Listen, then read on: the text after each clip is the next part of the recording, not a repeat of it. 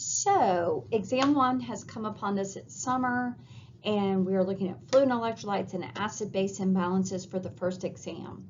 My students have been assigned to do readings and studying and lectures on these things, so let's get started. So one of the things that I want you to do is go back and make sure you look at your dietary stuff. How do we get calcium? What foods do we eat? What do we drink that gives us calcium? And usually it's things that we don't really realize that provide more calcium than what we think.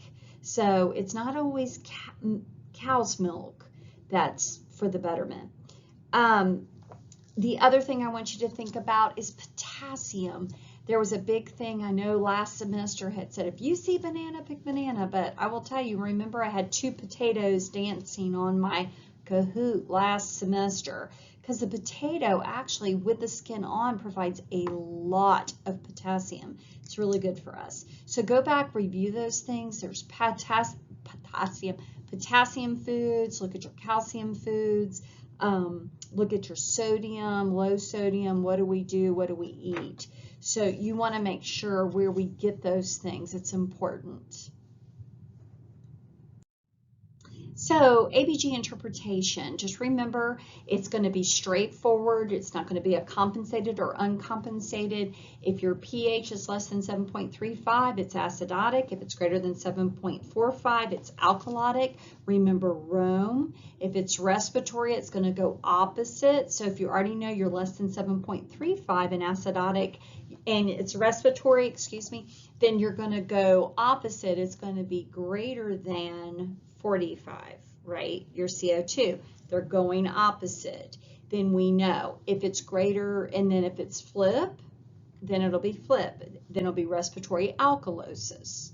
So metabolic is equal. So if my pH is less than 7.35 and it's going this direction, then and my bicarb, which is my metabolic piece, is going the same direction, and it's going the same way, less than towards the 7.35, the arrows are going in the same way, then I am metabolic acidotic. If they're going opposite and my pH is greater than 7.45, get my arrow right, and then you take your arrow and you're going, your metabolic or your bicarb is greater than 26, 28, whatever your values are, then you are metabolic alkalotic. So just remember, respiratory is opposite, metabolic is equal, and for testing tomorrow, it is Friday, it is straightforward. So don't get too bogged down with it. Just remember how to do it and do it step by step. Get your pH first and decide if you're in acidosis or alkalosis. Then you can figure out, is it CO2, which is respiratory, or is it bicarb, which is metabolic. I hope it helps. So always remember, you need to review your electrolyte values. You need to know what a normal sodium level is, potassium level, mag level. You need to know phos level, calcium level. We need to know these levels because you need to be able to interpret what's going on based on lab values. When you look at these, then you know. You also need to drop down and look at what your signs and symptoms are of your hyper and hypokalemia. What are we going to see? You should know hyper and hyponatremia. What are we going to see? You should know those values. We learned them last semester, and now we're bringing them back to review again and add a little more. But if you know them, you should do just fine because you'll be able to recognize those symptoms and know what's going on with your patient. Medications listed on the blueprint. I listed specific medications. One is furosemide. It is a diuretic.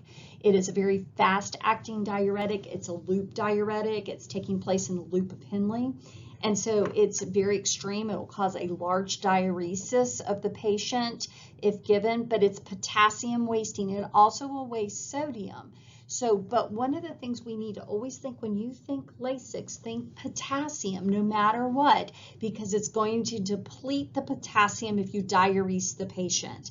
So that's something to look at. Know your Lasix, period, your furosemide. There's some other meds that I listed. Remember all your ACE inhibitors, if you're in that class. They're the ones that make you cough a little bit. There are antihypertensives. They're going to work. We love ACEs with congestive heart failure. And what do we see with congestive heart failure? We see fluid overload. So if we have a congestive heart failure patient, what do? We want to weigh them at the same time in the same clothes on the same scale, and we usually do it right when they wake up, have them empty their bladder and their bowel if that's what they normally do, but definitely the bladder before they weigh. And it needs to be that way so we have a consistent weight to see, because just a smidgen of a weight gain can cause or throw these patients into a tailspin of overload. So we don't want that. When you're looking at calcium carbonate, look that up. You need to look it up, know what it is, and what's going on with that. If I'm taking calcium, how much do I take? How much should I take? And when should I cut it off? You can't just take things in mass quantities and hoping to fix something. There's specific numbers, and I've mentioned those, so just please go ahead and review those medications that were on the blueprint. Fluid volume overload. Remember that when you're assessing someone, if they're in overload, what is the first thing we're going to know if this patient's in fluid overload? One is they could have edema, but we're going to listen to the lungs. ABC, always remember that, airway, breathing, circulation. So our concern is if we're in fluid overload, we're filling up the lungs. And what is wet or water on the lungs but crackles? So always remember that. Go back and review what your signs and symptoms of our fluid volume overload. And also of deficit. So if we're dehydrated, what do we know? Well, babies and older people dehydrate faster than anybody else, and then people with actual different disease processes. So why do babies? Because they've got big old heads, and yet they don't weigh very much. So they have large body surface areas. So they dehydrate very quickly. They're also usually mouth breathers, so they lose fluid that way. Cry, cry. Elderly people, they have a decreased thirst drive. They don't want to drink. They have issues with incontinence, so they don't drink. I mean, there's just a lot with that. So their kidneys don't work or function as well. Same with infants or babies, because what happens is things have to develop when they're newborn. So they develop and can process things, and that takes a little bit. It just doesn't happen overnight. Those are things to remember. Go back, look at the blueprint. It's pretty straightforward, and you should do fine on this test. Here's some bubbles just for peace of mind, because let me say this to you, you can do this and you will be successful.